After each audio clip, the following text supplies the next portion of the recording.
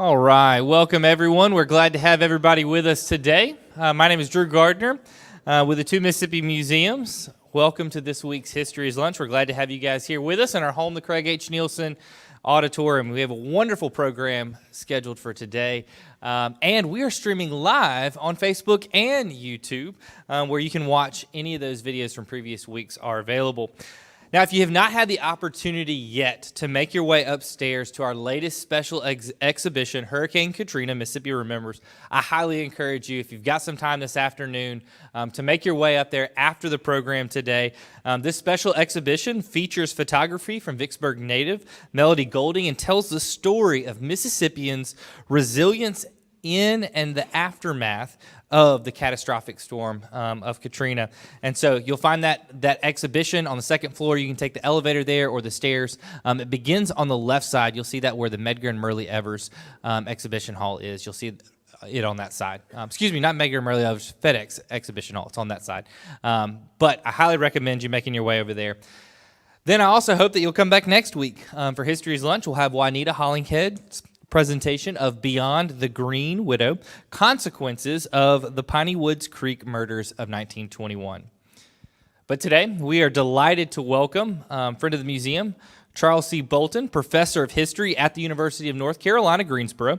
He previously taught at the University of Southern Mississippi, where he served as the chair of the Department of History and the director of the Center for Oral History and Cultural Heritage. Bolton is the recipient of major grants from the Mississippi Humanities Council, NASA, as well as the U.S. Department of Education. He is the author of a number of books. The topic for our presentation today, Homefront Battles, as well as Poor Whites of the Antebellum South, Tenants and Laborers in the Central Piedmont and Northeast Mississippi, as well as the hardest deal of all, the battle over school integration in Mississippi, 1870 through 1980, and William F. Winter and the New Mississippi. So please help me welcome Charles Bolton today.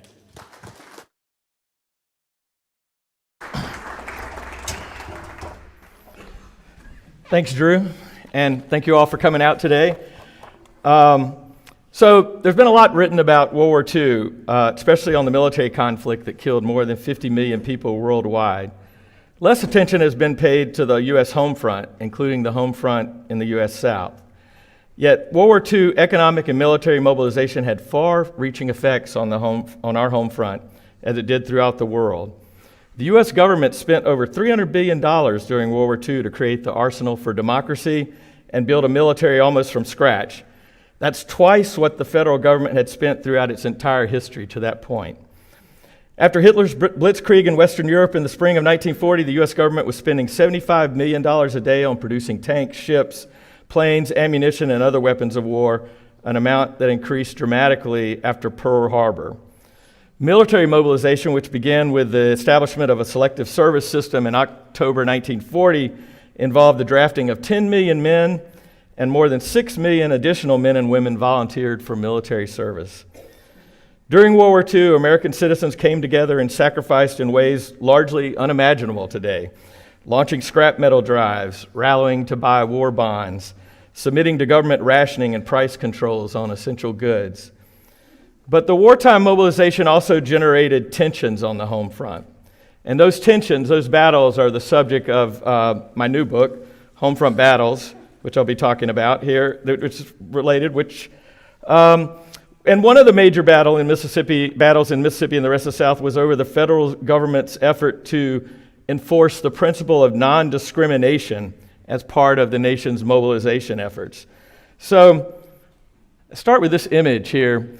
This is a poster put out by the War Manpower Commission during World War II in April. It was an agency that was created in April 1942.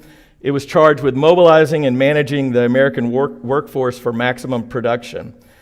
The WNC was one of an amazing 112 federal agencies created during World War II, new federal agencies, which is great for source material. If you're working on World War II, there's so many records in Washington, D.C. at the National Archives from all these federal agencies. But this poster demonstrates what the federal government was hoping to promote, which was unity across racial lines. And it's sort of an ideal here, not really a reality. But obviously, unity at home would help with the effort to organize the economy for maximum war production and would help build an effective fighting force to face the Axis powers. Now, the non-discrimination mandate of the federal government was embodied in two documents that the federal government put out. One was the draft itself. So the draft, which was created in October 1940, in that legislation said that in the selection of men for training and service, there shall be no discrimination against any person on account of race or color. Everybody was filling out these cards, these draft cards, which you can, if you go on Ancestry.com, there you can find these cards for almost anybody.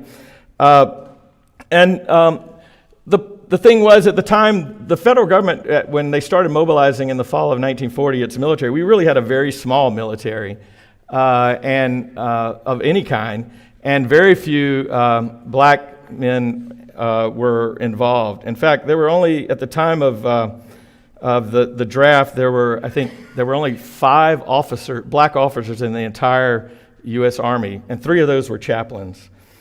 The other piece of document was the Fair Employment Practice Committee, or FEPC, which was created through an executive order by President Roosevelt in the summer of 1941, which called for non-discrimination in employment in war industries. When we started producing for the war in 1940, 1941, so well before we actually get involved in the war, there was this massive ramping up of the economy, and almost none of the jobs were going to black Americans, and not just in the South. This was nationwide. Black citizens were being excluded from jobs. And the man on the right over there, on your right, A. Philip Randolph, was a labor leader, and he organized a planned March on Washington movement that had already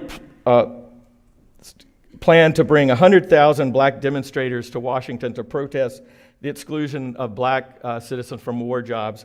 And that's what led to FDR passing this executive order in the summer of 1941. So the non-discrimination policy of the Roosevelt administration through the draft and through the FEPC had a huge effect on economic and military mobilization in the South. So why? It did because what these mandates proposed was not an end to racial segregation, but rather the fulfillment of the Plessy v. Ferguson mandate. You probably all remember that famous court case, the famous separate but equal case calling for separate but equal. But the problem was that standard really did not exist anywhere in the United States, least of all in the South, where racial segregation operated in openly discriminatory ways. So the disconnect between the federal mandate for non-discrimination and the reality of American race relations created most of the home front battles that I explore in my book. To put it another way, essentially the federal government was, during World War II, in today's parlance, at the forefront of promoting DEI efforts, which led to conflict on the southern home front and elsewhere. So what I look at actually these 4 states in my book, but I focus a lot of attention on Mississippi, and that's what I'm going to mainly talk about today in Mississippi. But these are some of the places I look at. These are places that are created during the war, some of the cities involved. In Mississippi, there were 3 main military camps. One, Camp Shelby, had existed during World War I. 2 new ones, Camp Van Dorn near Centerville and Camp McCain near Grenada. One of the main things to remember in looking at this map is that economic mobilization totally reshaped the landscape of the South. During the war, 3.5 million out of a population of 14.6 million in southern farm districts relocated during the war, primarily for war work. So 3.2 out of 14.6 million people. As these farm workers left, many of them African Americans, southern farmers increased their reliance on machines and diversified what they grew beyond the cotton that had dominated production through most of the region's history. About 2/3 of those who moved from these rural areas left the South completely, but about 1/3 of them remained in the South, but most of them went to urban areas. And so you have this interesting situation that during the war, while the southern population was declining overall, the southern urban population was actually growing by about 30% during the war. And the biggest place where people were going, at least in the Deep South that I study, were to the coastal areas to work in shipyards. And shipbuilding was probably about half of all the war contracts in the South during World War II went to shipyards. That's how important they were. And so there were big ones in New Orleans. There were two big shipyards in Mobile, the shipyards in Savannah. And then the one that I really focus on is Ingalls Shipyard in Pascagoula. Pascagoula was one of the top 10 fastest growing cities in the country during World War II. If you look at the 1940 census, it'll tell you that Pascagoula had 1,000 people in 1940. If you look at the 1950 census, they only have about, I don't know, between 10 and 15,000. But between 1940 and 1945, their population grew at a really huge rate. They had, during the war, they may have had as many as 40,000 people there, certainly probably at least 30,000. Exact figures are a little bit hard to go by. There are some figures that the government puts out. But it was a massive and rapid urbanization that took place in Pascagoula. So the draw in Pascagoula was, of course, Ingalls Shipyard, which was created by this man on the left here, Robert Ingalls, who was a Birmingham steel baron, and he built the Ingalls Shipyard from scratch, looking to take advantage of these huge government contracts for shipbuilding that started being available as early as the late 1930s. And he did it with help from the economic incentives provided by the state of Mississippi, the famous Balance Agriculture with Industry program, which helped widen the Pascagoula River and help make some other improvements that made his shipyard workable. Ingalls was a very savvy businessman, and he pioneered the all-welded shipyard. So this was a new process that instead of using riveters, that you would use all welding to do it. And he had the first shipyard that was all welding, no riveters. And it was mainly, he had a big ironwork in Birmingham. He created these huge prefabricated steel pieces that he would ship down to Pascagoula by rail, and welders would then assemble them in Pascagoula. Eventually, he had 10 shipways at Ingalls, and at peak employment, which is about in February 1944, there were 11,000 people that worked there. His main production was focused on C-3 cargo ships. The C-3 was the biggest of the C-class ships. They were great because they were very adaptable to other uses, and so many of his ships, they started off as cargo ships, but some of them were turned into aircraft carriers, transports, net layers, all kind of other uses for his ships. And Ingalls, during the war, the shipyard built about 40% of all of the C-3s that were built during the war. And he received about $300 million in government contracts during the war. So who came to work here? Well, there weren't a lot of experienced shipbuilders in Mississippi at the time, so it was mainly these rural people that are moving out from the countryside. Throughout most of the war, probably over at least half of the people that worked at Ingalls came from rural Mississippi. Some of them commuted to Ingalls. Some of them resettled as new residents. Others only stayed for a few weeks or a few months. Actually, Elvis Presley's father moved his young family from northeast Mississippi to Pascagoula for 5 weeks to work at Ingalls, and then headed back up to northeast Mississippi. So these rural people that moved, it was a big transition for them because, like all people moving from an agricultural world to a more industrialized setting, there were transitions that had to be made, adjustments that had to be made, and they also had to be trained, and the federal government did provide training centers all over the country, including many of them here in Mississippi.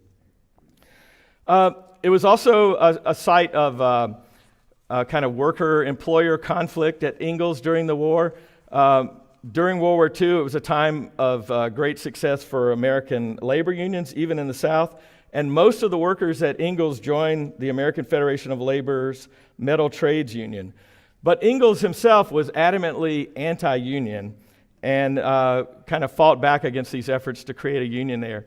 It's interesting at the time, we might not realize it, but Southerners themselves, including Mississippians, were divided on the advisability of unions.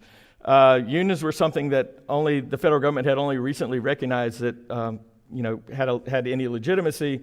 And one of the things that many people who were working class people thought that they were fighting the war for was to preserve the right to create strong labor unions.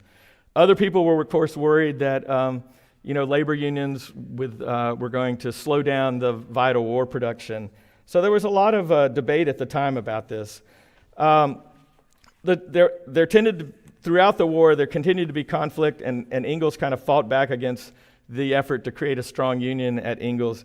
There were several wildcat strikes in 1944, and then in February of 1945, there was actually a general strike where literally all 10,000 workers walked out and left the shipyard for several days before they came back, which was a big deal during wartime. Anytime you had that kind of strike, it was a blow to what was vital war production. I mean, it was necessary that these ships were produced in as rapid way we could. One of the most notable developments at Ingalls during the war was the employment of women at his shipyard. Eventually, he employed about 10% of the workforce were women. They started off as welders because he needed a lot of welders because of the nature of his shipyard. But eventually, they worked in pretty much every part of the yard throughout the war. This picture is interesting. The woman on your far right, next to the man, is Vera Anderson. She was one of the first. She and her sister were one of the first 5 women that were hired at Ingalls, and she became kind of a minor celebrity during the war because she became a 2-time national women's welding champion.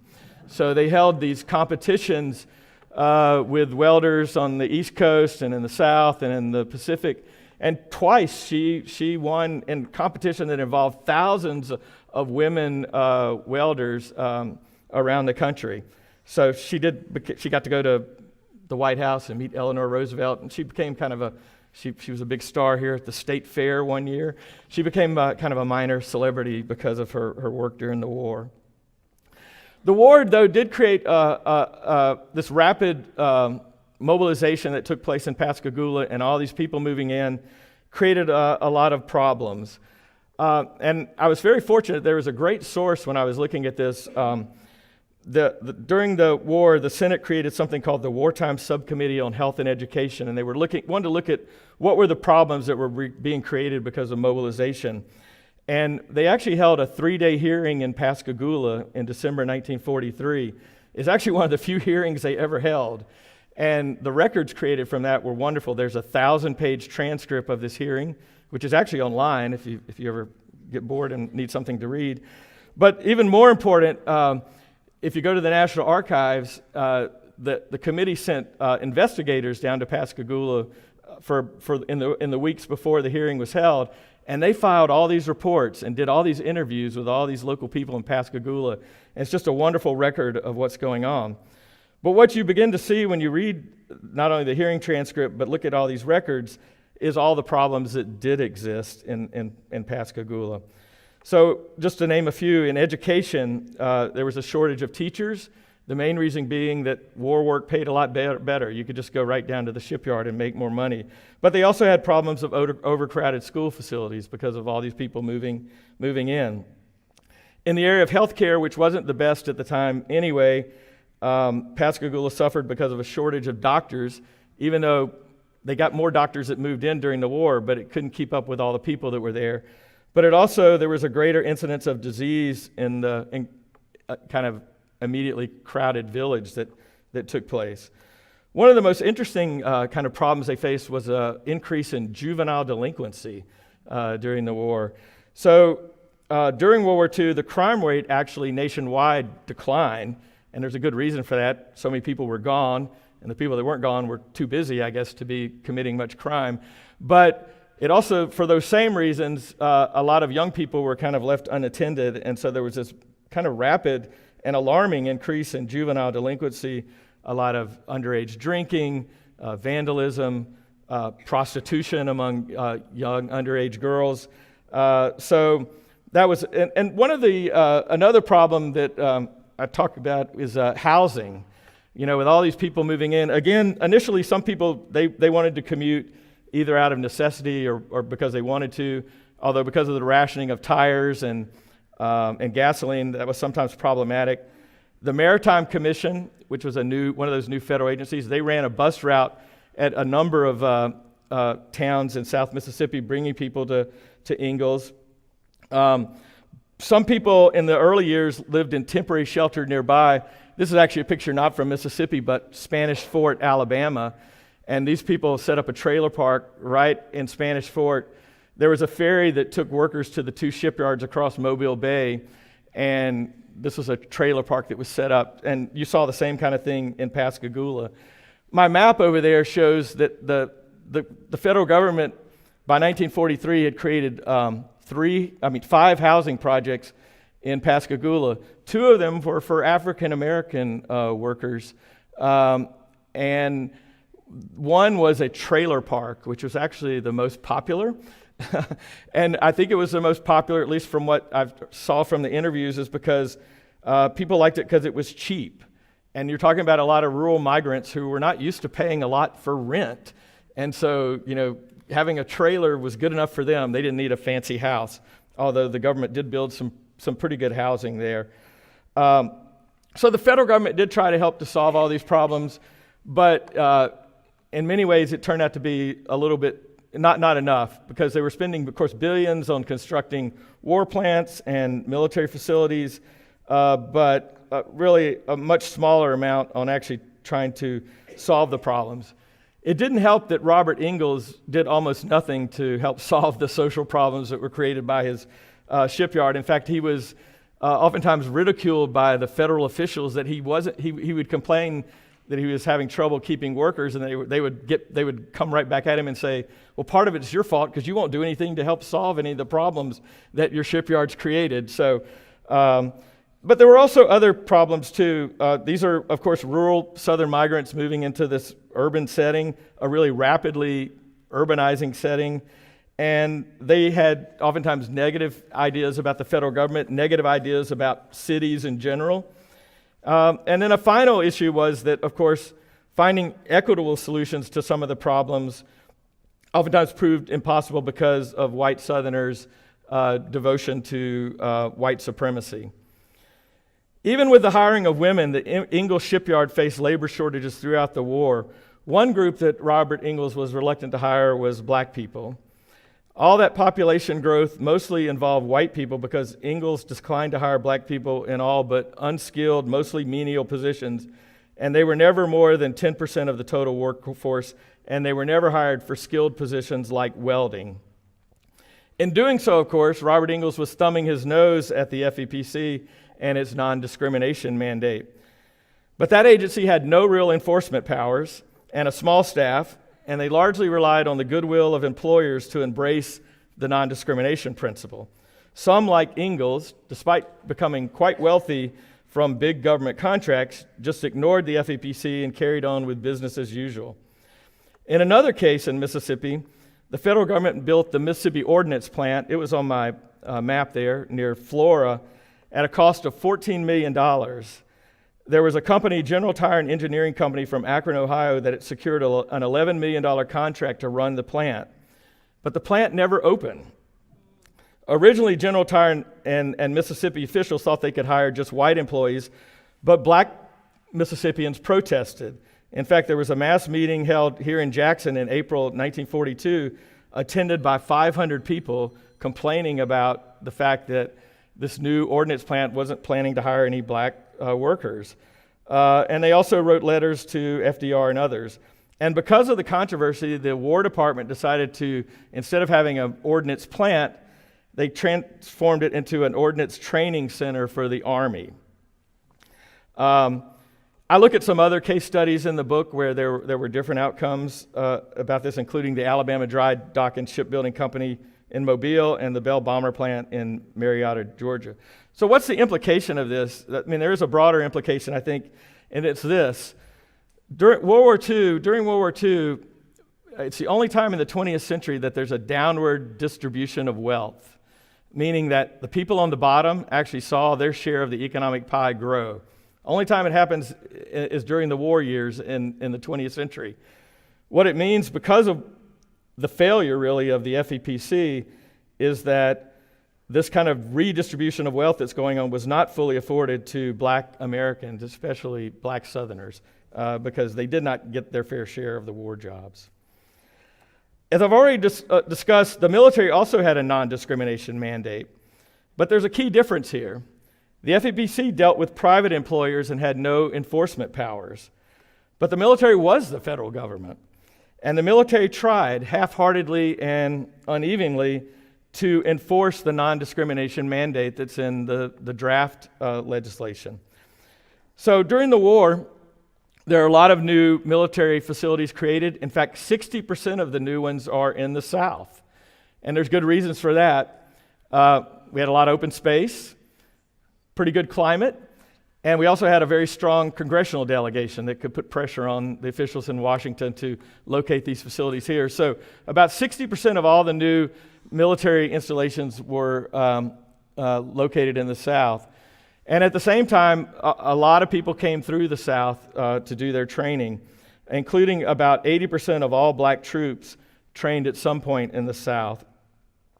So the Army, in implementing its non-discrimination mandate, it maintained separate units, but trained them in the same facilities. So there weren't separate training facilities for blacks and whites. They were training in the same place, but they were separated because, again, there was no effort by the federal government to try to end racial segregation.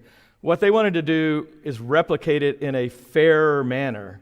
That was what non-discrimination meant at the time. But it created a bit of a mess, as you might imagine, because there are these different standards. So on the one hand, much about Southern Army camps and northern ones, for that matter, remained segregated. The layout of camps was segregated with separate housing, recreation facilities, and PXs, bus transportation. There was even segregation signage at Southern camps, but not everything. And again, the reason why is because for the federal government and the military in particular, the Army in particular, because the Navy was much slower to adopt some of these things, their concern was not maintaining racial segregation. Their concern was trying to build an army to win a war. And so they weren't as committed to always maintaining segregation as white Southerners would have liked, especially. One example is that starting in 1940, so even before we get into the war, at Fort Benning, Georgia, the Army integrated its officer candidate school. So black and white officer candidates, they attended class together, they slept in the same quarters, they ate together, and it was, again, done largely on practical grounds. In 1942, there were only 800 black soldiers who went through OCS, compared to more than 70,000 white soldiers. So it didn't seem very practical to create a whole separate OCS for black soldiers. William Winter was one of the white soldiers who experienced this integrated world, and it had a profound impact on him.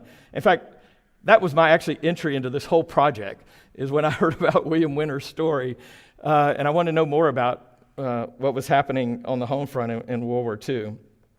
Another example was medical facilities. Most Army camps had only one hospital, and while some camp hospitals in the South created white and black wards, others just assigned patients to the next available bed. It was just, again, the Army, and when people complained, the Army said they did it because of reasons of military efficiency, military necessity. But as you might imagine, these kind of violations of the South segregation rules drove a lot of white Southerners crazy and created conflict on base. A more serious problem was that off base, the military made little effort to enforce the principle of non-discrimination. So they felt like they needed to try at least to enforce that on base, because that was their mandate. But they also didn't feel like they had to do anything in local communities, which, I mean, that they weren't going to go beyond what they had been asked to do. But after several years of mobilization, racial tensions really came to a boil in the South in 1943, especially during the spring and summer of that year. In fact, more than 100 racial incidents in the South were reported by the national press between March and December 1943, many of them near military facilities. So in my book, I use another case study. I like to use these case studies to kind of look into these things in a little more detail, to look at the overall treatment of black soldiers during World War II and that moment of racial crisis in the spring of summer of 1943. And the story I look at is of one black Army combat unit, the 364th Infantry Regiment, which was originally organized at Camp Claiborne in Louisiana, but then moved to Arizona and eventually to Camp Van Dorn in southwest Mississippi, which was almost literally adjacent to the small town of Centerville. So during World War II, black soldiers faced a lot of problems: inadequate training, second-class facilities, poor discipline, abuse by civilians, kangaroo courts-martial, murder, racist officers. And you had a lot of this in the story of the 364th and Camp Dorn. In fact, there was a murder at Camp Dorn that took place at the height of these racial tensions that I'm talking about. On May 30th, 1943, just 4 days after the 364th arrived at Camp Van Dorn, local white lawmen shot and killed William Walker, a private in the regiment, who was fighting with a white MP. And in the preceding days, only 3 of them, there had been a lot of action at Camp Van Dorn. The men of the 364th had challenged segregated facilities at the camp, and they had even organized a protest march into Centerville, which didn't get very far, but about 75 men tried to organize a march in town. In the aftermath of the killing of Walker, there was unrest in the camp briefly. There was an attempt to break into the weapons depot, which was quickly contained. There was a brief takeover by the black troops of a PX. But one reason things didn't become worse was actually because the white officers leading the 364th at Camp Dorn were not typical. In fact, when the unit was in Louisiana and Arizona, there were reports of its white officers engaging in violent and racist behavior toward the men of the 364th, and the Army listened. They actually replaced those commanders and brought in new leaders, including the commander, Colonel John Goodman, who took over and instituted a regime where black enlisted men were treated with respect, dignity, and understanding. And so in the aftermath of the killing of Walker, where there were all these rumors of widespread violence and mayhem taking place at the camp, which spread among the civilians near the camp and far beyond, it really wasn't true. There was some uproar, but it was, like I said, quickly contained. But because of the events that happened at Camp Dorn, both real and imagined, the Army decided that the 364th, which again was a combat unit which was training for an assignment in Europe, they decided instead to deploy them to the Aleutian Islands, which was technically a combat zone, but not exactly what they trained for. I looked for a long time for pictures of the 364th. I was really interested in trying to find some pictures. And then I found them in my backyard, which is very weird. This is a picture of the 364th when they're in Alaska. You might recognize the big man in the middle, Joe Louis, the famous boxer there. And the man next to him with the cross on was the 364th chaplain, Elmer Gibson. Turns out he was from Greensboro, and the town where I live in now, and that he had given a bunch of pictures of the 364th to the Department of Archives and History in Raleigh. I would have never thought to look there, but I found these pictures of the 364th. Unfortunately, not much correspondence, so he didn't help me there, but he had some wonderful pictures of the 364th. Some of you may have heard of the 364th in Camp Van Dorn because of the rumors that circulated in the late 1990s and beyond that in the fall of 1943, the Army killed 1,200 men from the 364th in the fall of 1943. That came from a book by a man named Carol Case called The Slaughter. And if true, it would have been the worst racial atrocity in the U.S. during the 20th century. But I think I disprove the massacre assertion in my book.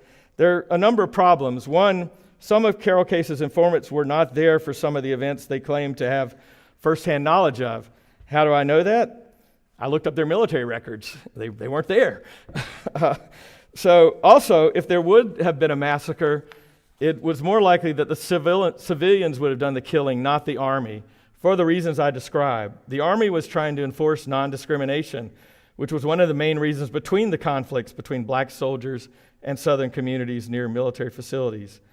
In addition, in an odd, not a very typical situation, the 364th had very sympathetic white officers. And Case, in his book, claims that the Army wanted to get rid of black troublemakers. But there would have been a lot more dead bodies if the Army tried to get rid of all the black soldiers that whites thought were troublemakers. As I said, there were over 100 incidents just in the spring and summer of 1943. I actually conclude that these massacre stories were a white fantasy. first promulgated in the 1960s when another group of black outsiders came from into Mississippi, civil rights workers, and it was kind of just transferred there. During World War II, the U.S. Army's non-discrimination efforts had limits, both within the areas it controlled and certainly beyond. But the Army's non-discrimination actions gave African American soldiers a glimpse of America's racial future, which, among other things, emboldened them to fight for their civil rights when they returned home. And indeed, the U.S. military would later be the first national institution to abandon racial segregation. It's not surprising given what happened during World War II. And also, because of the events at Camp Van Dorn and other army facilities across the South, including Camp McCain during the spring and summer of 1943, by 1944, the Army moved to enforce the non-discrimination mandate in more substantial ways. They improved conditions for black officers. They utilized more black soldiers as combat troops. And in the most direct challenge to racial segregation, the Army in July of 1944 actually issued an order desegregating base recreation and transportation facilities. And that's kind of not something that a lot of people know about. And in many ways, the Army tried to almost keep it a secret. They didn't really, shout it from the rooftops that they were doing this. And it was only gradually that people found out that things were going on base that were very different than how life looked in the South at the time. That, recreation facilities, transportation facilities had been integrated. One of the people that took advantage of those integrated facilities, not from Mississippi, but was Rosa Parks, who in 1944, she remembers riding integrated trolleys at Maxwell Air Force Base where she worked. So that certainly changed. Another thing to think about here is how the non-discrimination mandates affected Southern politics. And again, in my book, I try to use a couple case studies to try to illustrate this. One, I look at the career of Ellis Arnold, who was governor of Georgia during World War II. He was a very a moderate, I would say. In fact, in many ways, he kind of reminds me of William Winter. He tried to actually embrace some of the non-discrimination mandates of the federal government, even was in favor of extending some voting rights to black citizens in Georgia. But in general, he wanted to try to de-emphasize the issue of race and to focus more on the economic development that the war brought, because it brought plenty to Georgia, just like it did to Mississippi. The other person I look at is from Mississippi, and it's probably someone that you all know, this man, Theodore Bilbo, who was the U.S. Senator of Mississippi during the war. Bilbo had a little bit different approach than Arnold. He was kind of the exact opposite. He believed that the non-discrimination stance of the federal government, as well as the renewed national efforts to pass anti-lynching and anti-poll tax legislation, posed challenges to the South's system of race relations.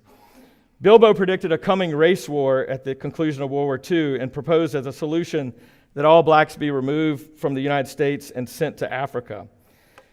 During the war, Bilbo became the most outspoken opponent of any efforts to weaken racial segregation and white supremacy in the South and the nation. And his rhetoric was extreme. In the summer of 1945, while the war is still underway in Asia, from the floor of the Senate, he launched verbal attacks on black soldiers, black people in general, immigrants, and Jews. And what that led to was a sustained and national anti-Bilbo movement, mostly among Northerners, emerged. The slogan they had was "Oust Bilbo." They wanted him removed from office. His second term was just about up, and he ran for re-election in 1946, and he won that election in July of 1946. But in December of that year, Bilbo faced investigation from two Senate committees, not one, but two Senate committees in December 1946. One investigated the charge that Bilbo had intimidated black voters in the 1946 election. And there was increased black political activity in Mississippi and the rest of the South during the war and immediately after the war, led in large part by black veterans. And so many white Southerners were concerned about this. One of the things that really helped promote that was in 1944, the Supreme Court ruled the white primary was unconstitutional, which was, really the only election that mattered in Mississippi was a Democratic primary, and it was only open to whites. So that was being contested at the time, and it kind of emboldened a lot of black Southerners to try to, again, many of them veterans, to fight for their voting rights. There was a Senate hearing held in Jackson in which 150 black witnesses showed up. Again, many of them veterans, to testify against Bilbo. And again, there's a 1,000-page transcript of this hearing if you're interested in reading about it. It's also available online that you can read this testimony. Bilbo was actually exonerated by that committee, but he was found guilty by another Senate committee in a hearing that was held 2 weeks later in Washington, D.C., which found that the senator had engaged in wartime profiteering. So, as many of you know, Bilbo was never actually seated in the 80th Congress, which assembled in January of 1947, and he died before the challenge to seat him could be resolved. So that's a little bit about some of the political ramifications of the mobilization efforts that took place. So I'm going to stop there and see if anybody has any questions. I'd be happy to answer questions.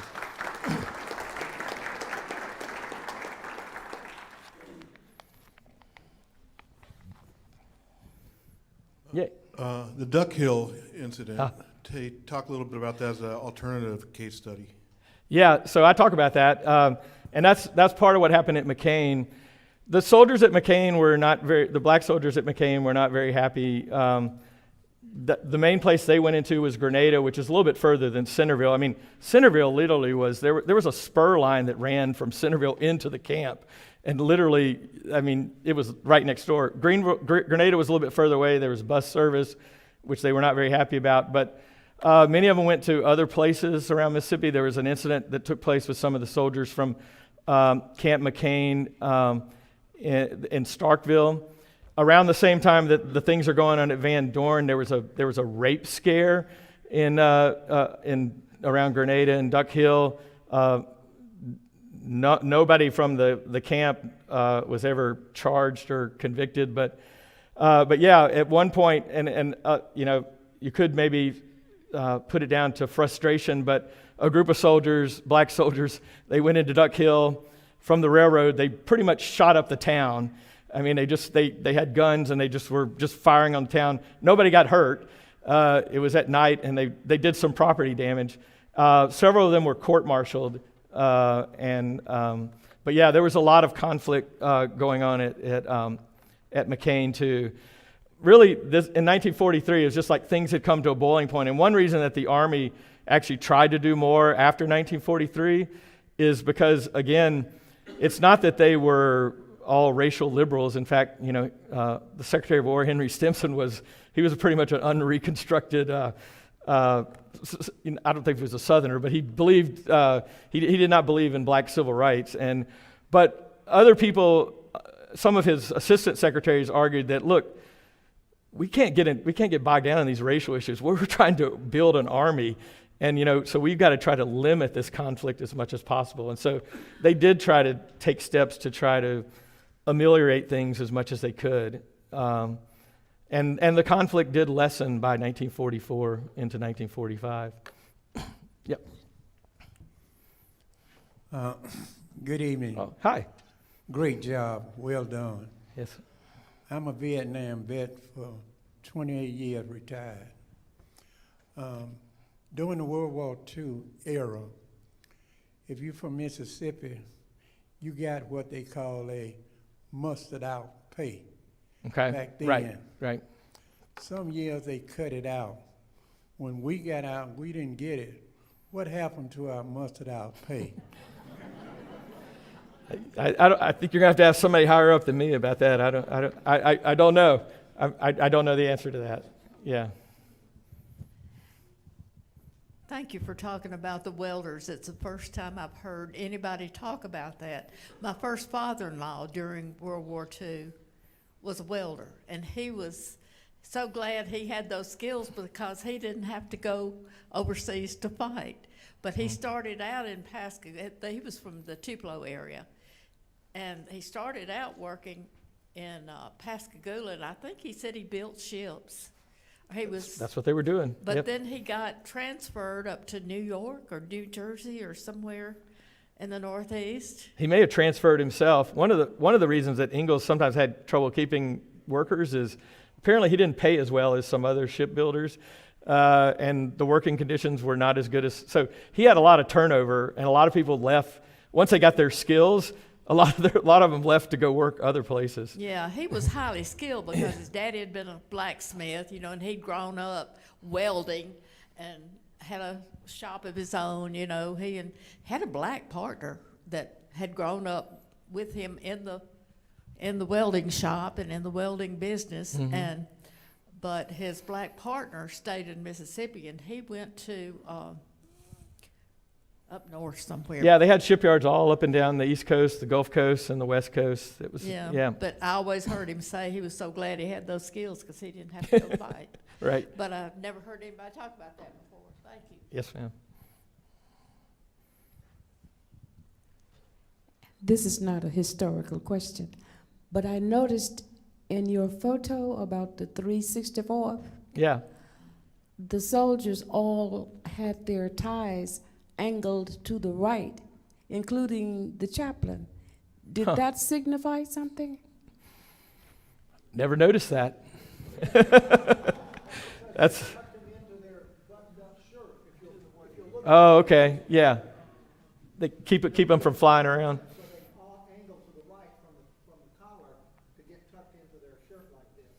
Oh, so it did signify something. Okay. Practical grooming. Yeah. Right. Yeah. My question is, okay, you said the 364th Yep. trained at Camp Claiborne. That's where they were organized. So it's the story's a little bit more complicated than I made it out. So since the Army, again, when they were first starting out, they needed to create black units. There weren't, there really, there was the 9th and 10th Cavalry. But they created, in addition to the 92nd and 93rd, they also created a number of combat infantry regiments. One they created was the 367th, and then they decided to split it, and from that they created the 364th. That's probably more information you need. But the 364th was mainly, when it organized at Camp Claiborne, largely was composed of men from Florida, Louisiana, and Mississippi. Okay, my question, with that is the 761st Tank Battalion, the Black Panther, was also trained at Camp Claiborne. So when you said the 364th, Right. I got two questions. One is, do you know how many black units were trained at Camp Claiborne? And two is, did the 364th actually do any comeback if there was a comeback? They did not, because of all the controversy that happened when they were at Camp Van Dorn. I mean, they got sent to a combat zone, and it was mainly just like keeping the Alaska Highway open, So it wasn't they didn't really act, but they'd actually been well trained as a combat unit, but they were not used in that capacity. There were a lot of Camp Claiborne was one of the biggest training facilities in the South, and they had a lot of troops, including a number of black units. Now the 761st, that was Jackie Robinson's unit. They eventually moved to train in Texas before they went to Europe, and they joined Patton's Third Army and fought during the end of the war with Patton's Third Army. Although Jackie Robinson didn't go. Of course, he actually he was court-martialed, Jackie Robinson, when they were in Texas because he got into a disagreement over a bus.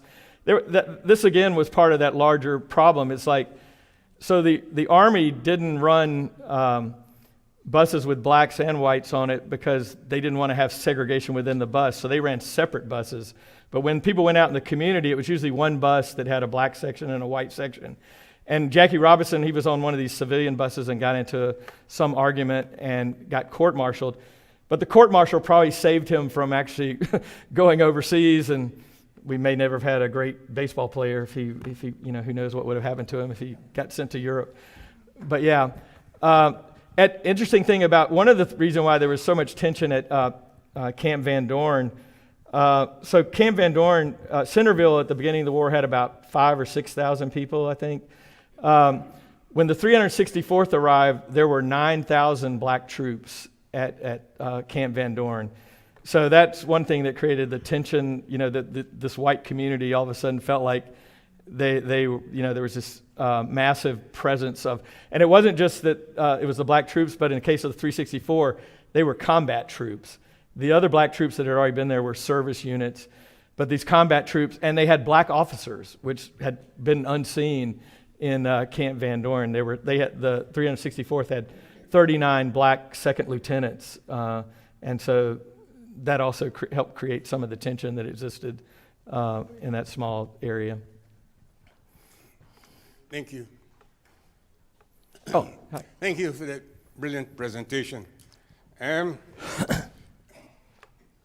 just wondering, I think if I understand you correctly, I got the impression that during the early 1940s, 1942 to 43, there are lots of racism, racial problems on some of the camps in Mississippi, the military camps during the 1940s.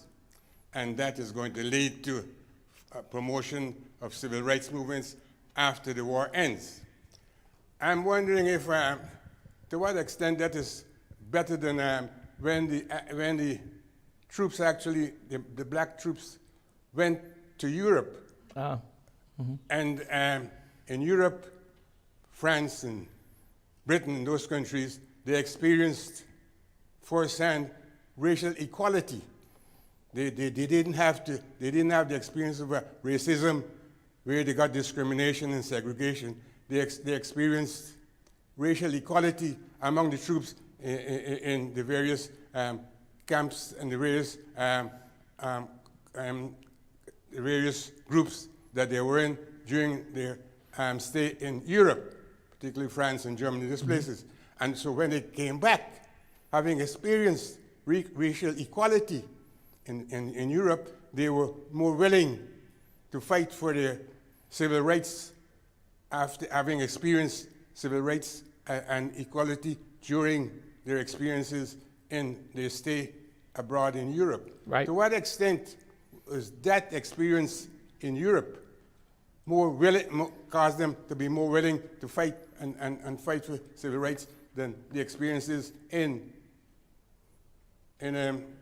Mississippi where they were experiencing? I think it was some of both. I mean, obviously, like I said, I think the Army having this non-discrimination policy gave African American soldiers a glimpse of what the future could be like. But you're right, in Europe, oftentimes black soldiers received much more favorable treatment than they did back home, and also those that did experience combat. I mean, they felt like they had done their part in the war, and they deserved their full civil rights when they got back. So it's not surprising that people like Medgar Evers and other World War II veterans are at the forefront of leading the civil rights movement across the country, not just in Mississippi. But yeah, I'd say both of them were important for wherever the soldiers might find themselves, and not all soldiers went overseas, of course.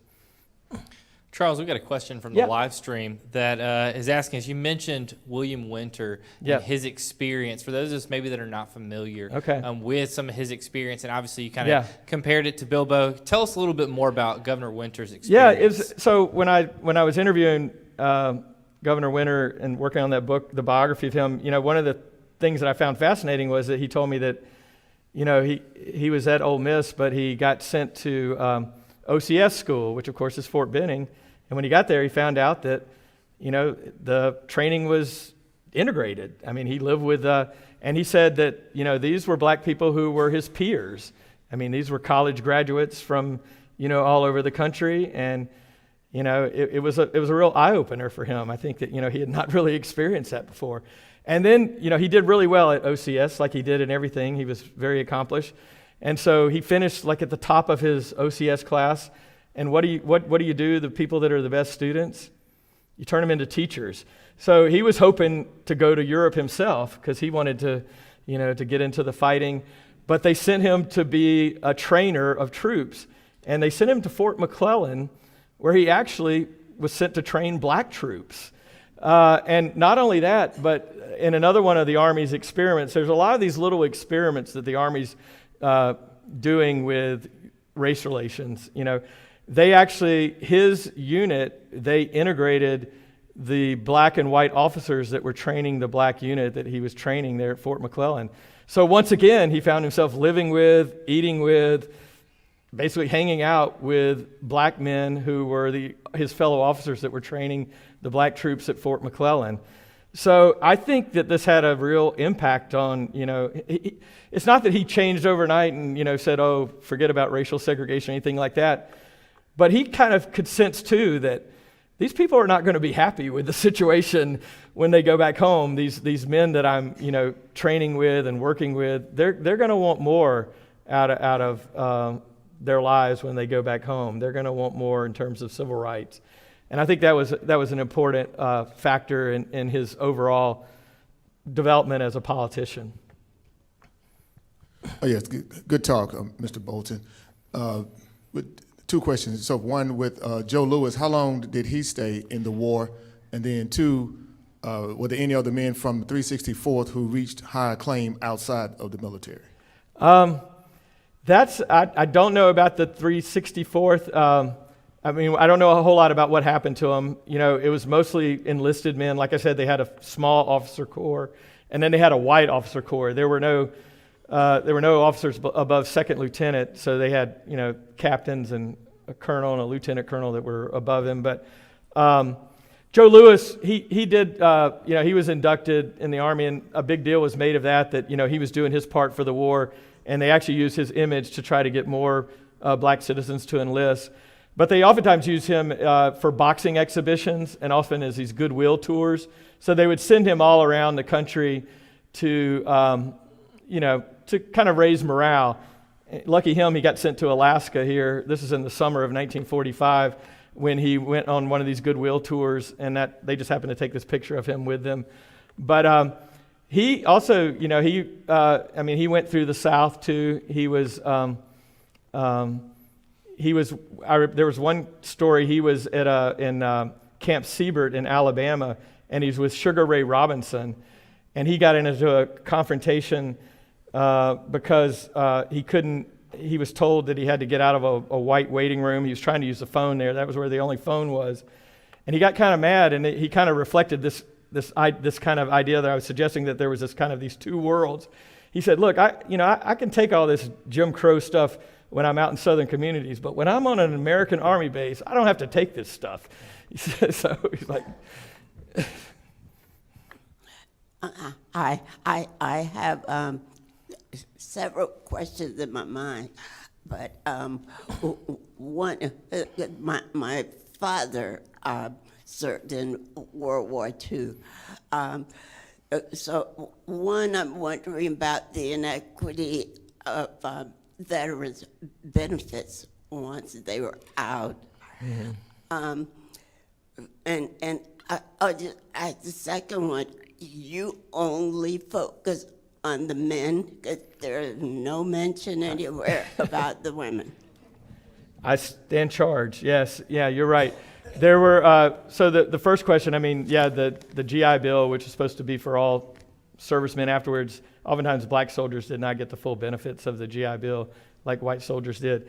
But yeah, I don't talk a lot about white women, mainly because what I was looking at is, and this is not an excuse, there were plenty of women that did a great job, but the places where I was looking, the training that was going on, there really weren't very many women soldiers, because they did not send black women to really train in the South. So that's maybe my only defense I can muster. My follow-up question was, there were women in the war at that time, though, right? Oh, yeah, absolutely. Okay. Yeah, there was the Women's Army Corps, which included black women who served, and a lot of them actually were served overseas, served in England. Yeah. All right, ladies and gentlemen, we've come to another top of the hour. History is Lunch. Charles has just given you a bunch of reasons why you should purchase his book, Homefront Battles. You'll find it. Do you have a copy in your hand for them to see? If you'll hold it up for us. We encourage you guys to stop over and grab a copy of Homefront Battles. Also, if you haven't made your way upstairs to see Hurricane Katrina, Mississippi Remembers, I encourage you to do that. And then come back and join us next week for Juanita Hollinghead. She will be with us for Beyond the Green Widow, Consequences of the Piney Woods Creek Murders of 1921. So once again, let's give Charles Bolton a round of applause.